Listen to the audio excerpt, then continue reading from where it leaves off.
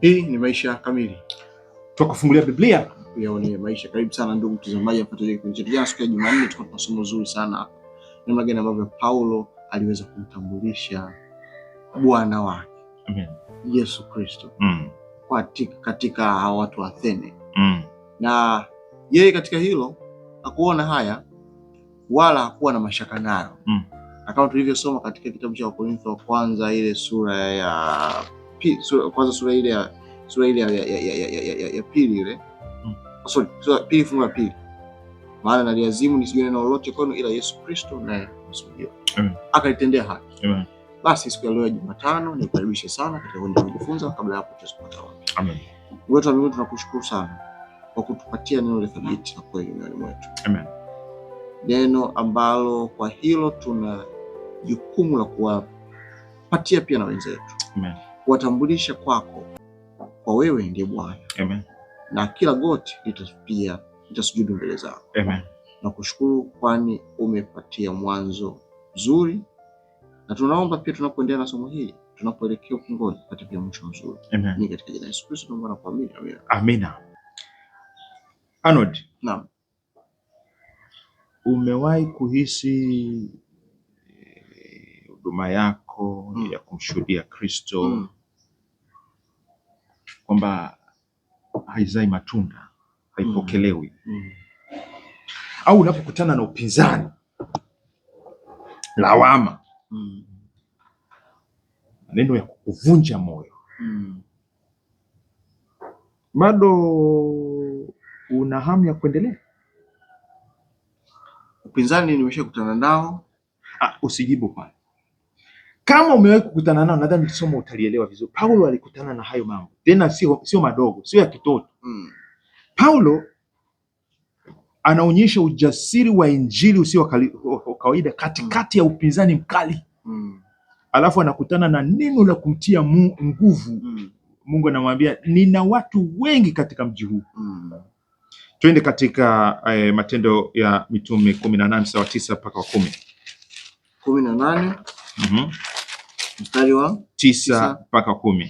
Anasema, Bwana akamwambia Paulo kwa maono usiku, usiogope, bali nena wala usinyamaze. Kwa mkuwa mimi ni pamoja nawe, wala hapana mtu atakayekushambulia ili kukuudhuru, kwa maana mimi nina watu wengi katika mji. Juzi kwenye masomo yaliyopita tulijifunza jinsi Paulo alivyokuwa ni mtu wa kimkakati. Hata fundisha yake anaanzia watu, anawachukua watu mahali walipo, anawafikisha mahali ambako Injili inawataka waende. Wanayoyajua anawapeleka kwa wasiyojua. Ulitarajia apate upinzani? Si watu ungemuelewa. Lakini kinyume chake, Paulo alikutana na upinzani mzito Korinto. Mkali. Wengine walimkashifu, wengine walijaribu kuharibu jina lake na kuzuia Injili ile isisambae. Kwa sababu Paulo alichotaka ni kwamba kutoka Korinto Injili isambae. Sasa hata wakati huu Paulo anaogopa kabisa, anatetemeka. Kristo anaingia kumpatia moyo.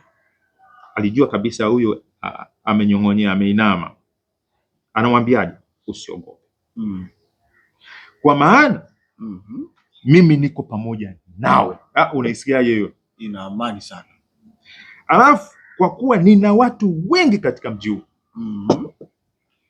Unajua, ukikutana na upinzani mara nyingi unadhani kwamba labda sikupresent vizuri, labda nilikosea kuwasilisha ujumbe.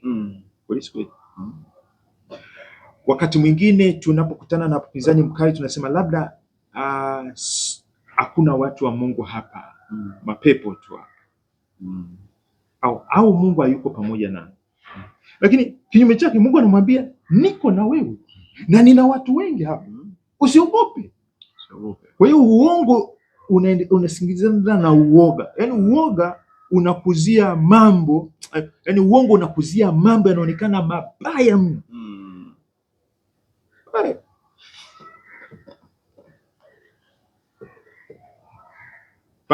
Pale town Dar es Salaam pale ni posta pale. Mungu ana watu. Pale ofisini pale. Amina. Uoga unatakiwa usiwepo. Mungu mwenyewe na watu. Hapa stand ya. Anasema watu hawaji kwenye mkutano wetu. Wapo. anasema usiogope. Hata kama tukienda kwao wanatufanya wanatupiga madongo.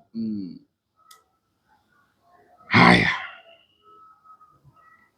Matendo 18 mstari wa 8 anasema, na Krispo mkuu wa sinagogi akamwamini Bwana pamoja na nyumba yake yote. Wakorintho wengi waliposikia waliamini wakabatizwa. Sasa pamoja na upinzani, kumbe kulikuwa kunafuta machozi. Nani? Krispo akaamini. Tena alikuwa sio dagaa, alikuwa ni samaki mkubwa, mkuu wa sinagogi. Na upinzani alikuwa anaupata Paulo ni kutoka sinagogi, watu wa sinagogi na watu wa mitaani wauza sanamu hawa. Lakini hapa Paulo amevua samaki mkubwa, futa machozi. Na Mungu alimwambia na watu wengi.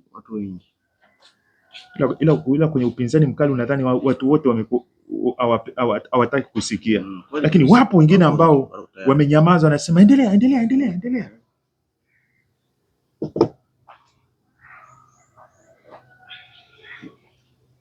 Kweli nacho toka nacho leo hii asubuhi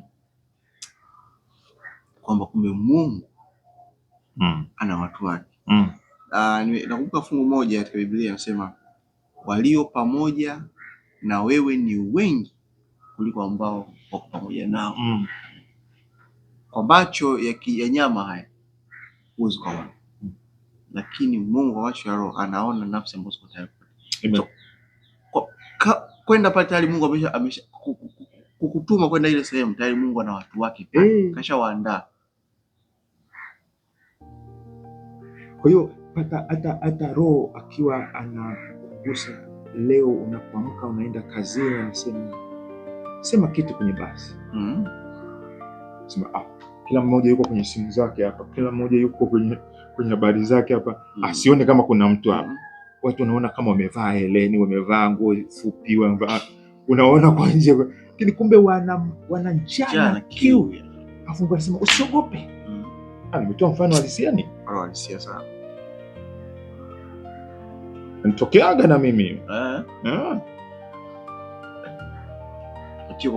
Usiogope. Mungu anamwambia Paulo usiogope. Sema tu. Nina watu wengi. Rafiki yangu, sijui kama wewe ni mtumishi kama Paulo. Haijalishi wewe una biashara ya kushona mahema kama ya Paulo. Una kiwanda kwenye karakana, uko ofisini. Mungu anasema ana watu wengi, na haijalishi watu wana kejeli, wana upinzani mkali dhidi yako, anasema nina watu wengi, usiogope, niko pamoja nao. Mimi Bwana nimeondoka na ile, usiogope. Amen. Usiogope. Amina. Kwa jina la Yesu. Wewe unaogopa? Mimi siogopi. Kwa jina la nani? Kwa jina la Yesu. Rafiki yangu, wewe unaogopa? Uogope. Kataa hofu. Amen. Kubali ahadi. Baba yetu wa mbinguni, ahadi hii inatupa nguvu. Anapoipokea mtoto wako, mpe naye nguvu. Tupe kunena sokoni, barabarani, njiani, nyumbani. Yesu ni Bwana. Na kila goti lipigwe, kila heshima itolewe, kila utii utolewe kwa Bwana Yesu. Ni katika jina la Yesu. Amina. Amina. Asante sana ndugu mtazamaji, tumefikia tamati siku ya leo Jumatano. Kesho tuko siku ya Alhamisi. Mimi ni Arnold Rubinza. Enos Makalindile. Karibu sana hapa Kigamboni, Dar es Salaam.